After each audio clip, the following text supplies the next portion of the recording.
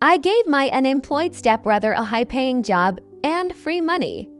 In return, he harassed me for months and tried to get me fired, never realizing it was his last chance to be decent. Growing up, my stepbrother Jake was the golden child. I was fine with it. When my parents ripped up my report card for being not perfect, but threw a party for Jake getting all C's, I just told myself it would help me get out one day. Even when I got yelled at for being too quiet at dinner, while Jake got double dessert for simply bringing his plate to the sink, I let it go. I knew it would drive a wedge between us, and it did. My parents' expectations fueled my drive. I studied hard, graduated with honors, and moved out the second I turned 18. Jake flunked out of school, racked up legal debt before he was even out of his teens. My parents stopped talking to me after I left, and honestly, I didn't mind. I never visited for holidays. The only thing I did was send Jake $200 every couple of months so he wouldn't be completely dependent on them. That was the extent of our relationship. I only knew he somehow became a supervisor at Burger Shack. I kept my life private, waited until after I graduated college, had a car, a job, and a nice condo before seeing my family again. I thought I'd finally impress them. That family dinner, I showed up in an old outfit and brought a fat check and a job opportunity for Jake. My stepdad Greg looked tired and older. My mom Linda's face was full of Botox, but for once, they actually let me in. I never let my guard down, though. When we all sat down together, Mom, Greg, and Jake, it didn't take long for the mask to drop. I found out Jake had gotten fired from Burger Shack after just a year and had been unemployed ever since. I tried to offer him a job. I work at Sterling Financial. We're looking for, but he cut me off, mocking. Oh, look at me. I get paid to use a calculator and wear a suit. My parents laughed. 8 years since I'd seen him, and he was still the same man-child. I tried to ignore it, but he kept making faces and muttering desk monkey under his breath. For the first time, I saw Jake for who he really was, a deadbeat loser.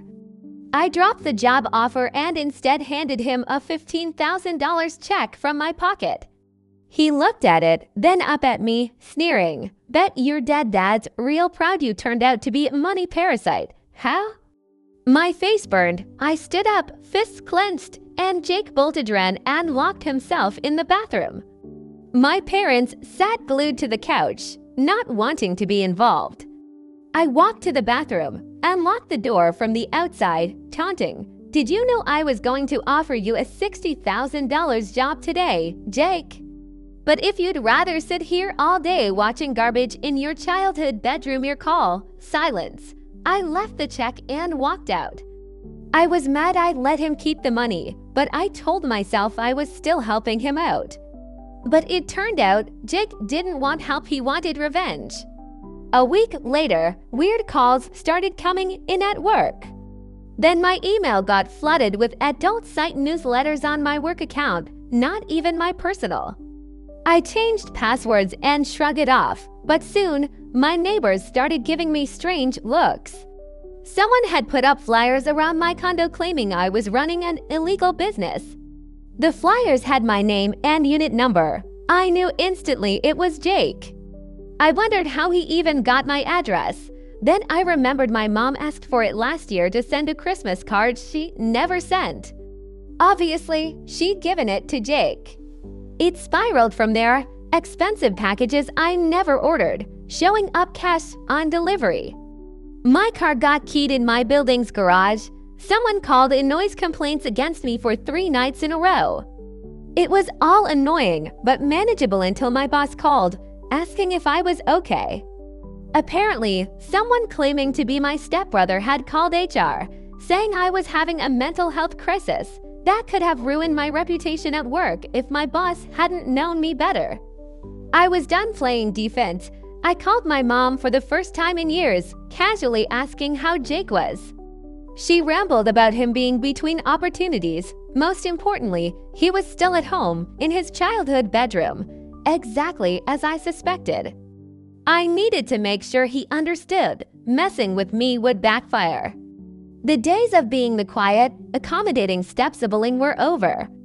If Jake wanted a war, he had no idea what he was in for. I locked down my digital life, changed every password, set up two-factor authentication, even put fraud alerts on everything.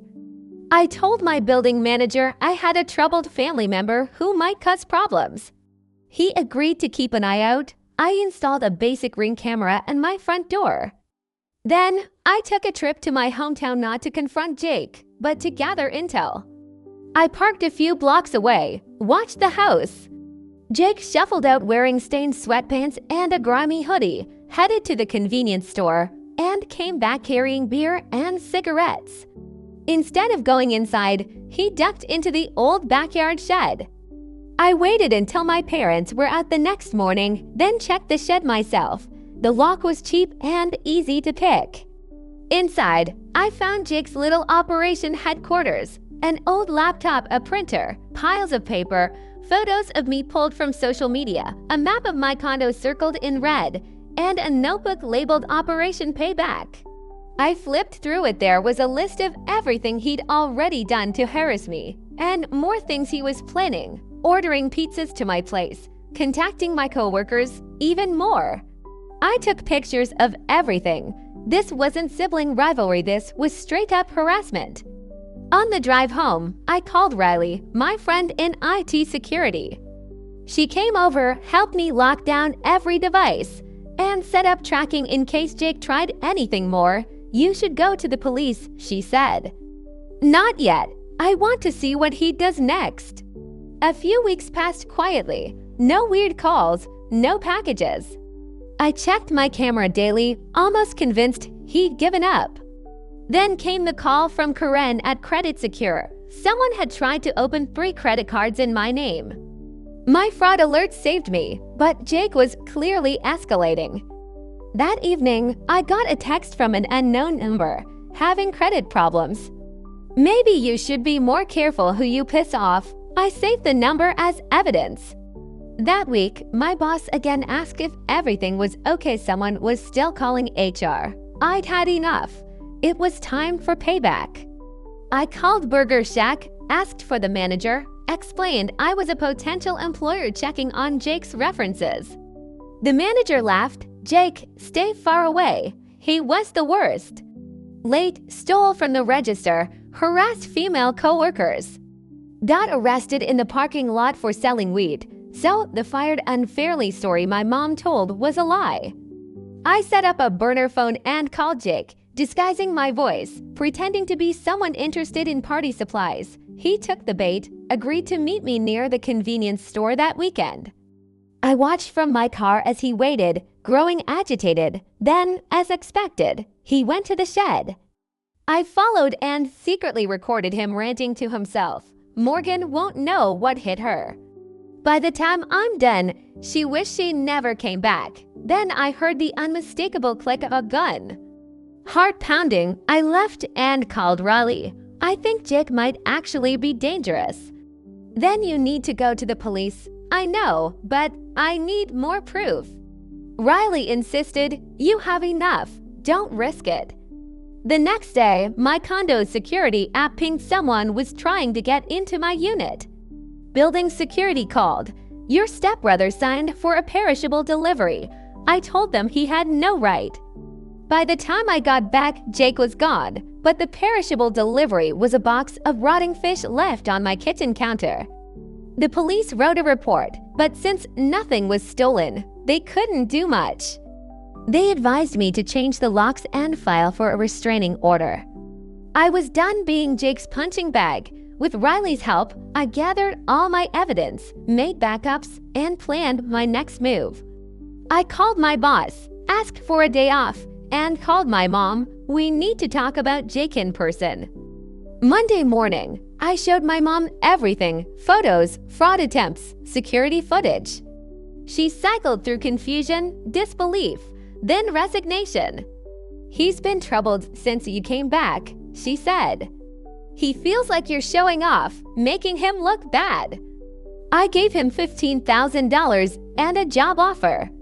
How is that making him look bad? She had no answer. I pulled out a restraining order application. I'm filing this today. Jake will be legally barred from contacting me. My mom started to cry. He's my son and I'm your daughter, I said. But you never protected me from him, so now I'm protecting myself. Suddenly, Jake burst into the room, red with anger. What the hell are you doing here? I'm talking to Mom about your hobby of harassing me. He glanced at the evidence, then sneered. So what? You going to call the cops? If I have to, he took a step toward me. I noticed a bulge in his jacket. Mom asked Jake, "What's in your pocket?" He ignored her.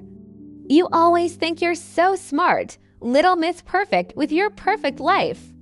My life isn't perfect. I worked for what I have instead of tearing others down.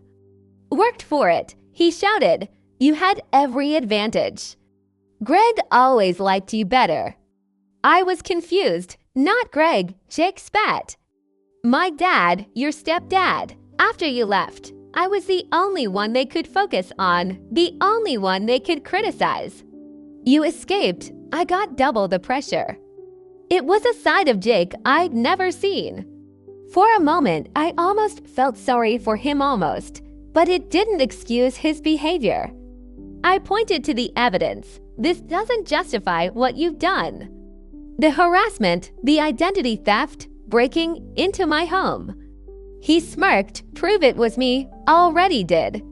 He glared, then stormed out. I reminded him, your license was suspended 6 months ago. He turned, shocked that I knew, and dropped the keys before stomping out the door. My mom and I sat in silence. He needs help, she said.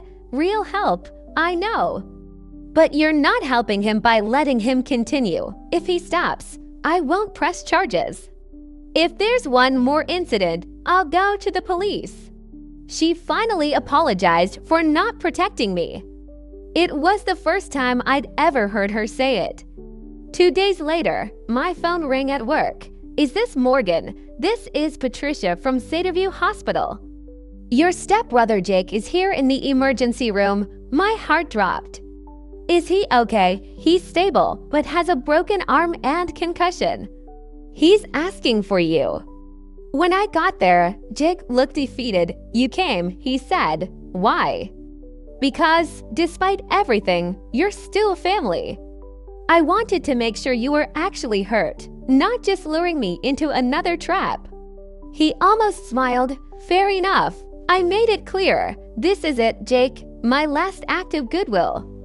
If you mess with my life again, I'll use everything I have against you. Understood? He nodded. Yeah, I get it. I paid his hospital bill and left, feeling for the first time free from my family's dysfunction. A week later, Jake showed up at my door, arm in a cast, looking like a wreck. I wanted to tell you, I got to Jobs Warehouse and gas station. I'm paying Mom back for everything, starting with the car insurance. I'm sorry, for real this time. The stuff I did was messed up. You didn't deserve it. I was suspicious but let him talk. He handed me an envelope of cash. It's the start of paying you back. Keep it. If you want to pay me back, just stay on the path you're on now. He nodded, left, and for once, I hoped maybe he meant it. Over the next months, Jake kept working, saved up, even started taking classes for his GED. He actually stuck with it eventually. He even got a promotion at the warehouse and applied for an entry-level position at Sterling Financial. My mom started going to therapy. Greg did too, working on his anger.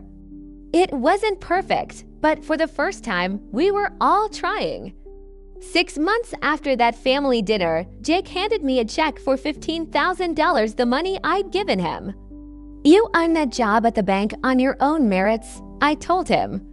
He smiled, looking more determined than I'd ever seen him. This isn't just about money, it's about responsibility. It's about being the kind of person who honors his debts. That night, I realized sometimes family isn't who you're born with, but who you become through second chances and hard choices. Jake and I would never have a typical sibling relationship. We had too much history, too many scars. But for the first time in my life, I felt like I had a brother, not just a stepbrother, who made my life hell. Sometimes the family you build isn't the one you grew up with. Sometimes it's the one you forge one hard conversation at a time.